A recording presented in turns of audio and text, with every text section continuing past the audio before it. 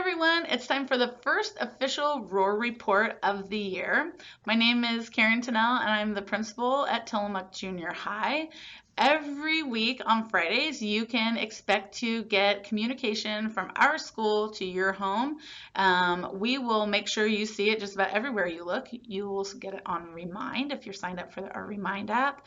You will get it via school email. It is on our Facebook page. It will be on our website. We are going to be hard to ignore. We have had just a fabulous first week of school. Our seventh graders came in on Tuesday, and I think this is such a big transition from elementary to junior high, but they really did a great job. The lockers, oh my gosh, the lockers. Every year the lockers are a little bit of a nightmare. But you know what? They handled it really well. I think most of them are feeling pretty confident about getting in and out of their lockers right now. And then on Wednesday, we added in the eighth graders to school, and they're old pros at all of this, so no problems there with the lockers. They understand how to move from class to class. That I went home and I told my husband, I said, I felt like it was like a family reunion. Everybody was so happy to see each other, lots of hugs and how was your summers and stuff like that. It felt really good. The days this first week of school, the days are very long. You sit with your discovery teachers and you learn the rules of the building and how we do things here. So I know kids probably came home feeling pretty exhausted. Starting today, Friday the 9th, we are doing our traditional schedule with kids moving about the building, and they'll be seeing each of their classroom teachers. And so that'll start to feel a little bit more normal for kids. All right, we are going to launch into this week's Roar Report. We're looking at the week of September 12th through the 16th. We're going to start with athletics. As a reminder, at the junior high, we have a fall athletic season, which has football, volleyball, and cross country. Monday the 12th is the last day to sign up for any fall sports. So if you're not signed up by the 12th, you're not playing this fall. There are two things that you need to make sure and have done by the 12th. Your student needs to be signed up in Privet, and you can access that at our website at tillamookjuniorhigh.com. Just click on the athletics tab and you will see how to register online. Students also have to have an up-to-date sports physical. And that's for all seasons. One sports physical works for any season. Okay, let's look at football. They have a couple games this week. The first one is early Saturday the 10th. Athletes need to be at the school and on the bus leaving at 6:30 a.m. That shows dedication if you're coming to play football at 6:30 in the morning. They're heading up the highway to Astoria for the Jamboree. And then on Wednesday the 14th, they go over the hill to Scappoose. They leave at 1 o'clock and games start at 4. Okay, cross country also has a couple meets this week. They head out on Tuesday the 13th at 12:30 to OES over in Beaverton. That's Oregon Episcopal School. They're going to run out there in the valley. Make sure those kids take some water and stay hydrated. It's going to be a warm week out there, and we want our athletes to be healthy and safe. And then oh man, this is an even earlier one than the football guys had. On Saturday, September the 17th, the cross-country team has to be here, and they are departing at 6 a.m. to head to Jewel, Oregon for the Jewel Jaunt. That's an early morning. And then volleyball, they actually have a quiet week. This is just a practice week, and then next week they'll start their games. All right, other things to know that are happening in the junior high. Today, Friday the 9th, you should be getting a pile of papers coming into your home, coming out of backpacks and binders. Be looking for those. You are going to be getting syllabi from each classroom teacher for your kids. Some of those need to be signed and returned.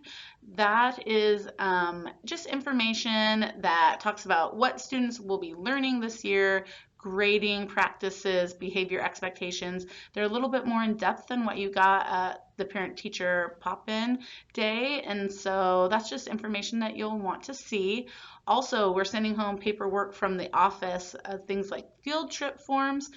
we're really excited because we have some fun field trips planned this year, but we do like to have your permission to take kids off campus. So that's really important that you sign those and get those returned so that your kids can participate in those learning activities. And then also you're going to get paperwork about Picture Day. And Picture Day just is like boom, right on us this year. That is going to happen on Wednesday, September the 14th. And so that paper will come home and you need to fill that out if you're wanting to purchase school pictures. There will also be information on our website so that you can, purchase things digitally if you're really cool and understand how to do that. I am the kind of mom who writes the check. That is just easier for me. I like paperwork, not digital work, but both options are available to you. Other things that you'll see in our roar report this year, we have some new staff, and I just thought it would be really fun to introduce a different staff member each week. This week you will be meeting Molly Sappington.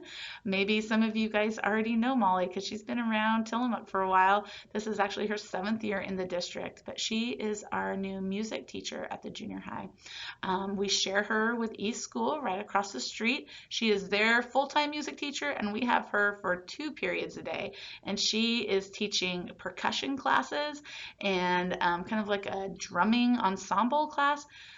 I have to tell you, this is a really cool and really unique opportunity that your kids will only get at the junior high. This is the kind of class that out in the Portland area, people pay big money to go to after school, and here in Tillamook, you get it for free at the junior high. Classes are capped at 12 kids. We still have some spaces for trimester 2 and 3. If your kids want to get into it, please, if they're 8th graders, have them talk to Mrs. Briney. If they're 7th grader, have them talk to Mrs. Sage because that's who works on those schedules. This is a pretty neat opportunity that I would hate to see anyone miss out on. I think that it's going to be very, very impressive. I have seen some of Molly's work that she has put out there in the community, and it's top shelf.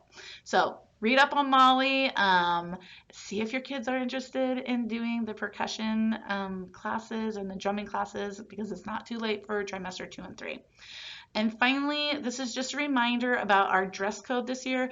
I know for 8th grade families, it's like, man, they've heard me speak about this all last spring, and new families coming in, this information went out in back to school letters. But as a reminder, this year at the junior high, we are not allowing hats or hoods in the building. Of course, out at recess, when they're playing outside in the sun, certainly hats can be on, hoods can be up if it's a little chilly outside, but once in the building, hats and hoods off. Also, we are going to be pretty strictly enforcing the dress code of being covered from the top of the armpit to fingertips when your hands are resting naturally by your sides. So, no skin between top of the armpit and fingertips should be showing. Also, no pajama pants, or actually just no pajamas at school, and you do have to wear shoes. That seems like it should be a no-brainer, but for some reason, that needs to be said. So shoes do need to be on at school. No pajamas. Leave that for at home at night or on the weekends, and cover it up from your armpits to your fingertips. All right, folks, that's about it from my office. I hope everyone is having a great week. I hope you parents enjoyed a little peace and quiet while we had the kids with us this week. We are looking forward to a great week too. It is a great day to be a lion.